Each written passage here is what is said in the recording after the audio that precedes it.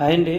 పాలు పిండేటప్పుడు చివరి దారిలో కంటే మొదటి దారిలో వెన్న శాతం అనేది చాలా తక్కువగా ఉంటుంది. ఈ విషయం ఎంతమందికి తెలుసు? మనం ఇప్పుడు పాలలో వెన్న శాతం పెంచే మార్గాల గురించి తెలుసుకుందాం. ఇప్పటి రోజుల్లో పాలలో ఉండే వెన్న శాతాన్ని బట్టే పాల ధర అనేది నిర్ణయించబడుతుంది. పాల ఉత్పత్తి అధికంగా ఉన్నప్పుడు వెన్న శాతం అనేది తగ్గడం సాధారణంగా ఉంటుంది.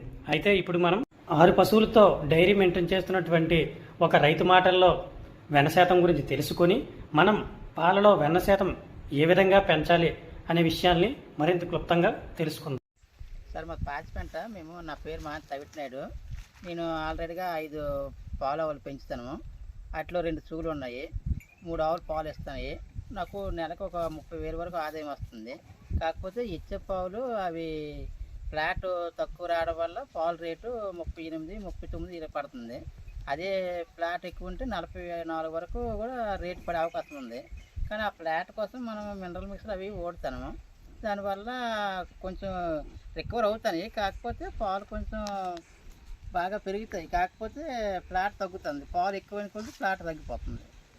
ఏవో మెడిసిన్ వాడడం వల్ల ఫ్లాట్ మళ్ళీ పెరిగించుకునే అవకాశం మనకి డాక్టర్ గారి దగ్గరికి వెళ్ళి మందులు ఊడిపోవడం మనం తీసుకోవాలి.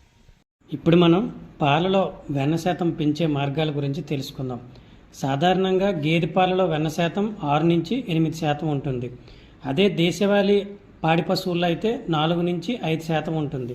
అదే సంకరజాతి పశువుల్లో అయితే 3 నుంచి 4 శాతం ఉంటుంది. అధికంగా పాలిచ్చే హెచ్ఎఫ్ జాతి ఆవుల్లో వెన్న శాతం అనేది తక్కువ ఉంటుంది. జెర్సీ జాతిలో వెన్న శాతం అనేది ఎక్కువ ఉంటుంది.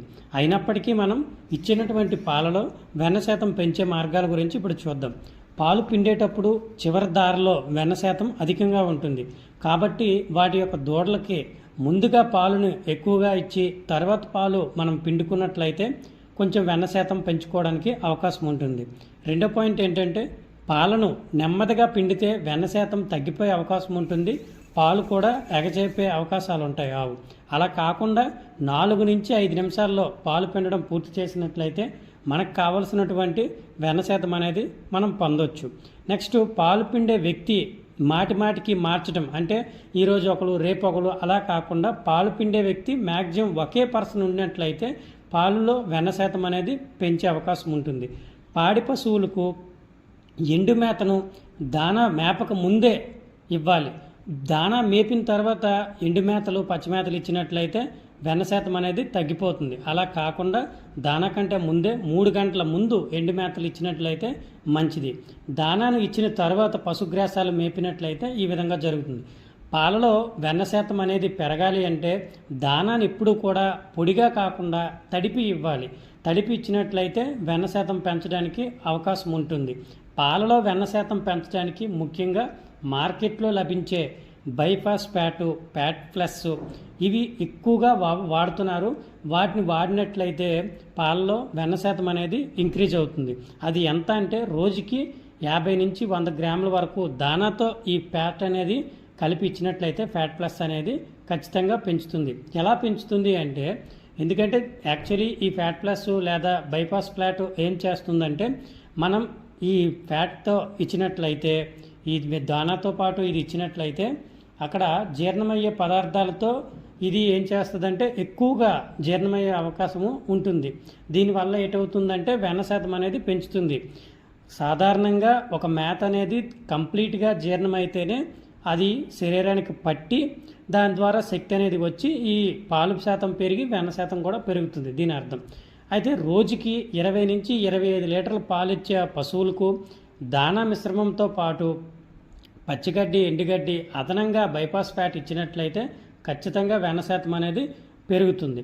ఇంకో విషయం ఏంటంటే, సాధారణంగా ఉష్ణోగ్రత 10 degrees Fahrenheit, not centigrade, Fahrenheit పెరిగినట్లయితే ఖచ్చితంగా 0.1 నుంచి 0.2 ఫ్యాట్ శాతం అనేది తగ్గిపోతుంది.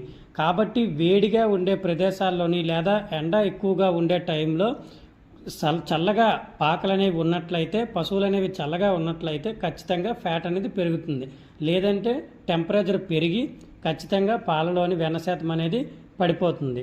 నెక్స్ట్ కట్టి మేపే పశువుల కంటే కొన్ని పశువులు ఏం చేస్తాయి అంటే బయటికి అలా మొత్తం తిరుక్కొని మేతకెళ్ళి తిరుక్కొని వస్తాయి. అలా తిరుక్కొని వచ్చినట్లయితే ఖచ్చితంగా వాటికి ఎక్సర్సైజ్ అయ్యి వెన్న శాతం అనేది పెరుగుతుంది. కొన్ని పశువులు అనేవి అలా కట్టి మేపడం వల్ల కూడా పశువులు ఖచ్చితంగా వెన్న శాతం అనేది కొంతవరకు పడిపోతుంది. ప్రతి పాడి పశువుకి కూడా 30 నుంచి 40 కేజీల పచ్చిమేతను ఇచ్చినట్లయితే దానికి సరిపడా అందులో పోషకాలు కలిగి ఖచ్చితంగా వెన్న శాతం అనేది పెరుగుతుంది.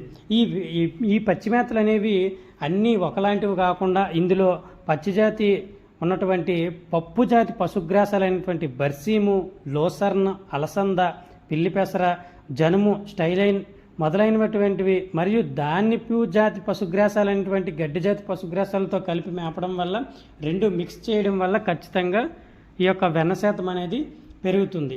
నెక్స్ట్ మనం పెంచేటటువంటి పశుగ్రాసాలను చాఫ్ కట్టర్ ద్వారా చిన్న చిన్న ముక్కలుగా చేసినట్లయితే అవి పెట్టినట్లయితే కంప్లీట్గా మేస్తాయి కాబట్టి దానివల్ల కూడా వెన్న శాతం అనేది పెరగడం ఉపయోగం ఉంటుంది.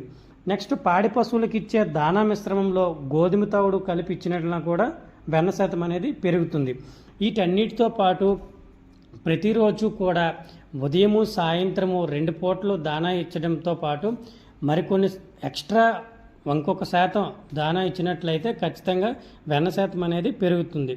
దీంతోపాటు మనం ఈ రైతుని కొత్తగా ఎవరైనా ఒక డైరీ ఫామ్ పెట్టాలంటే ఒక సలహా ఇమ్మని చెప్పాము, అది కూడా ఇప్పుడు విందాం. Thank you.